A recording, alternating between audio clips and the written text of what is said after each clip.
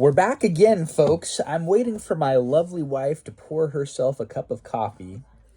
And today we're going to be doing back-to-back reviews. We're going on our second and third journey into Bob Dylan. Firstly, Nicole and I reviewed the 2024 film A Complete Unknown, directed by James Mangold. That's kind of a Hollywood big-budget film on the life of Bob Dylan, with Timothée Chalamet playing yours truly, Bob Dylan.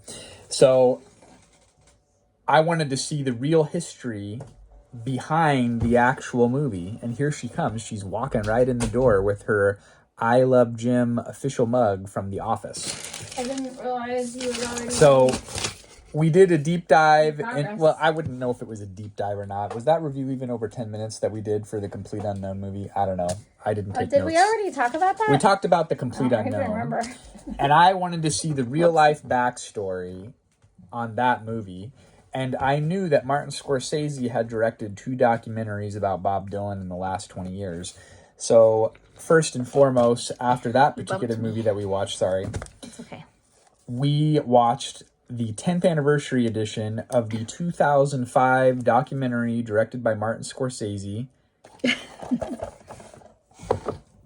No Direction Home, which is a line to a Bob Dylan song. This documentary is a 2-part DVD set. It's 3 hours and 28 minutes long. And this was originally made for the PBS Public Broadcasting Network, and in the UK, it was broadcast on the BBC. Interesting fact, the soundtrack release for this film coincided with the PBS release. The bootleg series, Volume 7, No Direction Home, and that came out around the same time, 2005. This was debuted on a couple of nights on the Corporation for Public Broadcasting. Rest in peace, PBS. It's been defunded by the government. Rest in peace. Defunded. Yes. I don't know. That's not funny. I don't know. So, again, Just everything he says sounds funny. I also the way want he says it. to. I want to give a huge shout out to the Stanislaus County Public Library System because they had this for rent. I did not have to pay to watch it. Thank you, Lord. Thank God. This movie came out, or documentary came out, when I was a junior in high school, and I had a lot of apprehension because how could I do a review on a documentary? But Well, no, but wait, I'm confused. So is this the first one that he made? Because we watched 2 yeah, this is documentaries. the 2005 one. Okay, so halfway through the second No, don't talk about that. documentary- No spoilers! Wait, I was Okay. going to say, halfway through the second documentary, he tells me, I've watched half of it, mind you.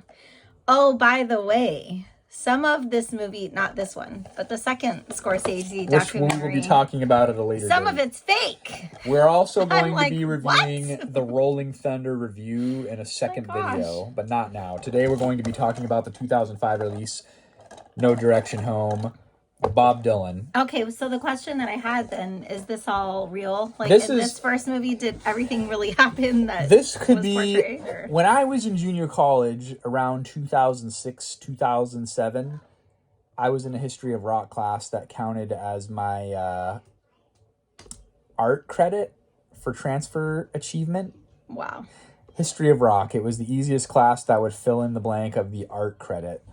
So this could have been a junior college class. 3 hours and 28 And minutes that of the history. still doesn't answer, is it fully historical This is or historical. is there anything made up? This is Okay. historical. To me, it's not only about Bob Dylan, it is about the history of folk music in Greenwich Village and how all of it came to be. This would go on to spawn the fictional Coen Brothers film Inside Llewyn Davis that kind of plays off of the people that didn't make it to the big time like Bob Dylan did, and they kind of shed light upon that in the documentary. So Thank you. I know that you get bored because I ramble on, but I have notes that keep me on track. Well, he has a lot to say, so I mean, So just like we reviewed the movie A Complete Unknown, No Direction Home, which is a lyric of the same song, it focuses on a specific period of Bob Dylan's life between 1961 and 66, and it even touches base on his early childhood.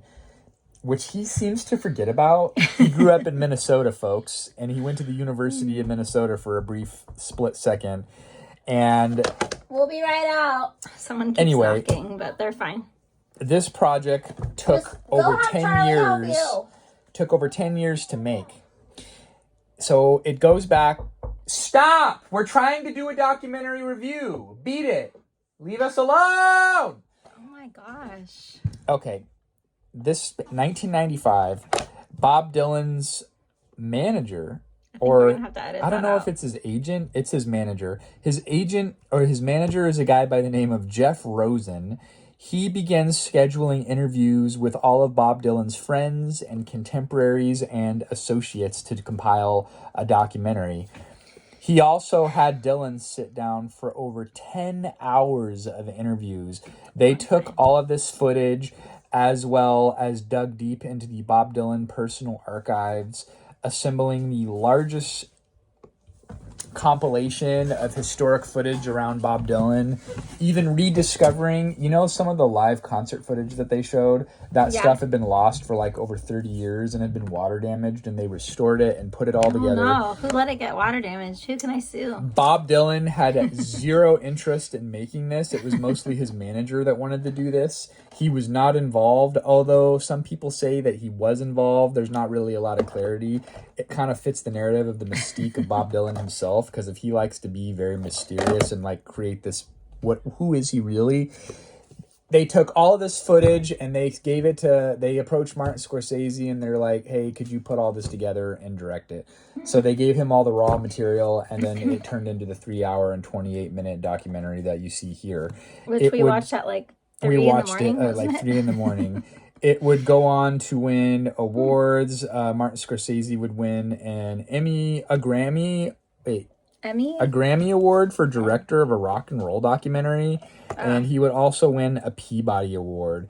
It is considered the best visual array on Bob Dylan, painting a picture of the many sides of the man. So there you go.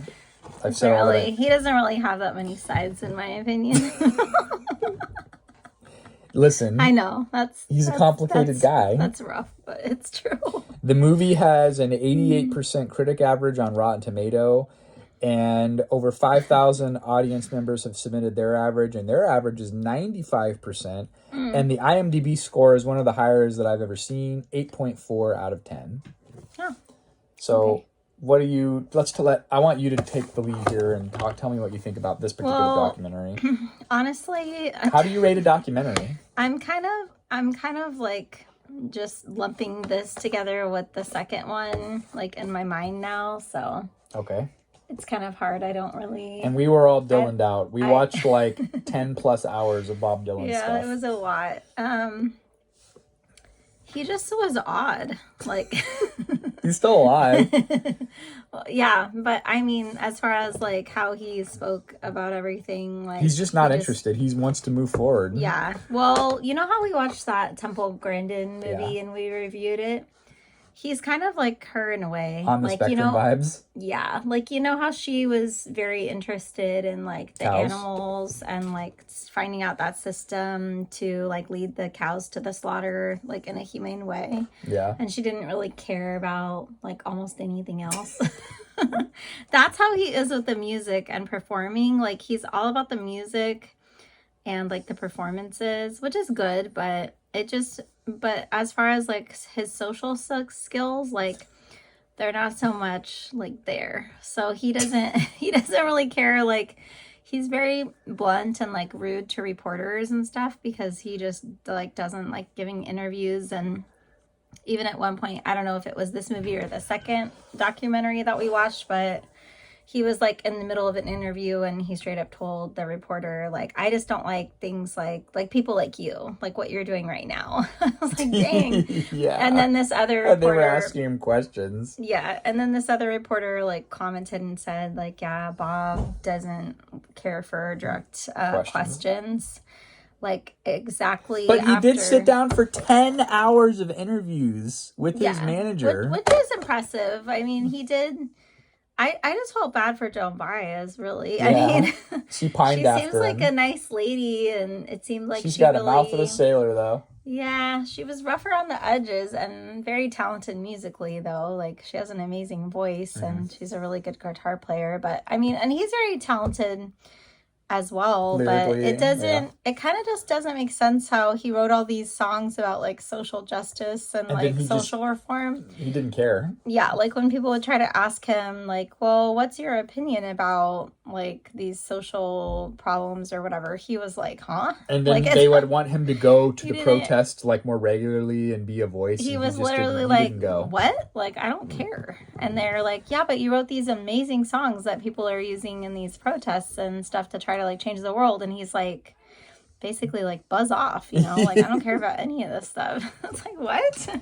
Like, at one point he said something like, I don't know what I'm writing, like, I didn't know then and I don't care now, or something like that. And you're just like, huh? Like, it's like, was it really him writing it, or was it like he wants to be an spiritual enigma. force or something? Because at one point he said he sold his soul to the devil. He never actually said that. He said he went down to the crossroads. Down to what crossroads? Exactly. It's a mystery and a mystique. So I'm not saying he did. I don't know. But I'm just saying, how many people are going to sit through 12 minutes of us talking about Bob Dylan? Yeah, but how do you write these songs? Like, and then was he talking about himself in that one song when he said, like, how does it feel to be a complete unknown? To be on your own. And to be on your own with no direction home. So it's like, it's weird how he did have a childhood and he had parents and a family. And then at one point he's like, well, I didn't really have a past. It's like, and I don't think about that. You did. He's like, I forgot that I even lived in Minnesota and I forgot about that part of me. Like, what? Yeah, like, very what? odd. It was odd. So what's your rating on this? Well, I don't know. I mean, this I don't know this how is you the rate first it. one. I know. How do you rate a documentary? One, since it's all real, I liked that better. Like, knowing that the other one, parts of it were fake, that was like a little too weird for me. We'll get into that. So knowing that, I mean, it was still very interesting. So I guess I'll still give it like a 4 out of 5. I mean, I didn't feel like I was watching like 3 hours of content. Like, it kind of felt like it went by kind of fast. I mean, it was interesting. It was just, but he was just different. Like, I don't. Sorry, Bob, if you're watching this. I'm sorry, Bob. I'm 5 out of 5. I thought this was a superior documentary. And we'll circle back around. Tune in next time as we're going to dig deep into the second of the 2 documentaries that we watched. He is an amazing writer. The Rolling I'm Thunder not saying he's not next. talented. So it's just, it's interesting. We'll see you then. Thank you for watching. Bye.